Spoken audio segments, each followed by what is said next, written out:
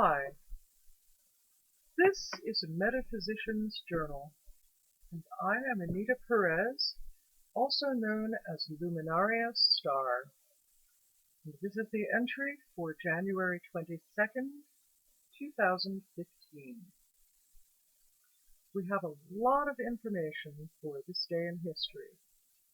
In 1613, 8-month-old Constantine was crowned as co-emperor, or Caesar, by his father Heraclius at Constantinople. In 1506, the first contingent of 150 Swiss guards arrived at the Vatican. In 1824, Ashanti tribal warriors defeated British forces in the Gold Coast of Africa. In 1889, the Columbia Phonograph Company was formed in Washington, D.C. January 22nd, in 1905, was known as Bloody Sunday in St. Petersburg and was the beginning of the 1905 revolution. In 1924, Ramsay MacDonald became the first Labour Party candidate to become Prime Minister of the United Kingdom. In 1946, January 22nd, marked the creation of the Central Intelligence Group, which was the forerunner of the Central Intelligence Agency, also known as the CIA. In 1968, Apollo 5 lifted off, carrying the first lunar module into space. In 1973, the Supreme Court of the United States announced its decisions in Roe v. Wade and Doe v. Bolton, legalizing elective abortion in all 50 states. In 1984, the Apple Macintosh, the first computer to popularize the computer mouse and the user graphical interface, was introduced during Super Bowl XVIII with its famous 1984 television commercial. And we have a few birthdays for today. In 1552, Sir Walter Raleigh, the English poet, soldier, courtier, spy, and explorer, was born in England. He's known to have founded the colony at Roanoke and was the person who popularized the use of tobacco in England. Lord Byron, the poet and leading figure in the Romantic movement, was born on this day in 1788. And in 1849, August Strindberg, writer and playwright, was born in Sweden. In 1897, Rosa Ponselle, the American soprano, was born. In 1904, January 22nd, was the birthday of George Balanchine, Russian-American choreographer and director who co-founded the New York City Ballet. And in 1931, on this day, Sam Cooke, the influential singer and song stylist, was born. 1934 had two very notable birthdays on this day. Graham Kerr, the English chef, who is also known as the Galloping Gourmet, was born on this day. And also Bill Bixby, the American actor, was born. In 1940, John Hurt, the English actor, was born.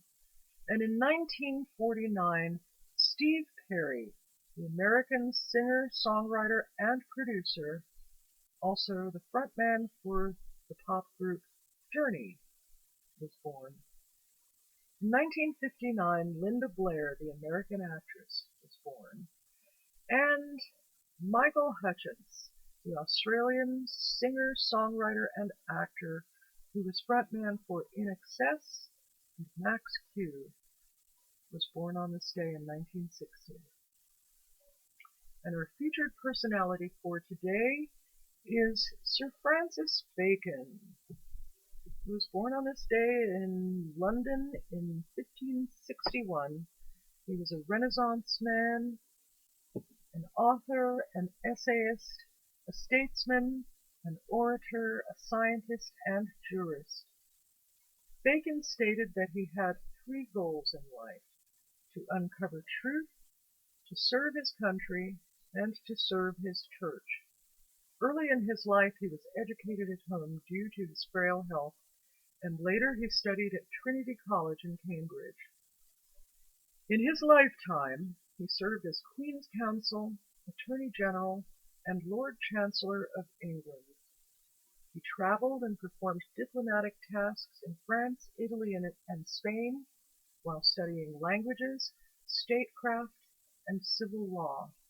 He was knighted in 1603 at the succession of James I, receiving additional titles in 1618 and 1621. He was known as a liberal reformer, opposing feudal privilege and dictatorial authority. He had sympathy for the Puritan movement and also advocated the simplification of the legal system.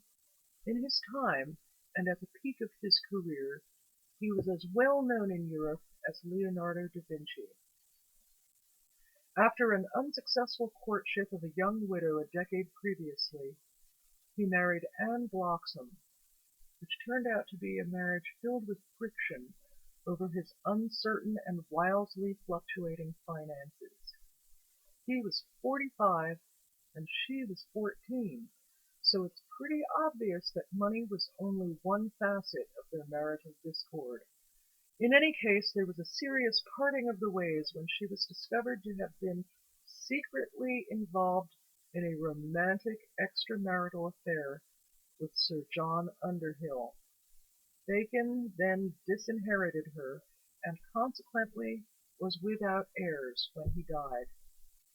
Later accounts of his life made it clear that he was also no angel in his personal conduct, and in his professional life he was publicly disgraced, effectively ending his political career in the latter part of 1621 when he was charged with 23 counts of corruption. It has been established that he certainly did take bribes and gifts from litigants. However, this was the custom of the period, and it is a matter of record that he actually did issue verdicts against some individuals who had paid him. He spent a few days in the Tower of London and was issued a hefty fine which was later remitted by the king. He narrowly escaped being stripped of his titles, but was declared unworthy of holding public office ever again. He spent the rest of his life writing and studying. After his death from pneumonia in 1626, he remained extremely influential through his written and intellectual works, especially as a philosophical advocate during the scientific revolution and as the inventor of the scientific method. He was sometimes referred to as the father of empiricism. His methods used inductive protocols for scientific inquiry and was often called the Baconian method. These planned procedures of investigating all things natural marked a new turn in the rhetorical and theoretical framework for the sciences. Many of these principles for handling data are still in use today. The circumstances of his death are as curious as his life. While on a journey in cold weather, he became fascinated with the idea that freezing could be used to preserve meats and other fresh foods. While packing a fowl with snow, he caught cold, and this led to pneumonia, and after 2 or 3 days he succumbed. His life was filled with contradictions. He was a great admirer of Aristotle, and yet despised Aristotelian philosophy. He was considered credulous, and yet he associated with Thomas Hobbes. He was befriended by Robert Devereux, 2nd Earl of Essex, who was an early favorite of Queen Elizabeth. He acted as the Earl's confidential advisor, but later, when appointed to investigate charges against him, severed those ties. Essex was then executed for treason. During the investigation and trial, Bacon was part of a legal team headed by Sir Edward Coke, who later became his dire enemy. And it was during his periods of greatest poverty that he found the greatest favour from the royals that he served, which is completely opposite to the usual customs of the era. And in spite of his reformist writings and advocacies, he sought promotion and wealth by supporting King James and his arbitrary policies. And when he received promotions and wealth, he still did not pay his old debts. In spite of these inconsistencies, he was truly an intellectual light of his time, and many of his works remain with us still and still have value to our culture and society. And whatever his faults, he always demonstrated great sympathy for those who appeared before him in court. So may he long be remembered. And this concludes this entry of a Metaphysician's journal. I wish you peace.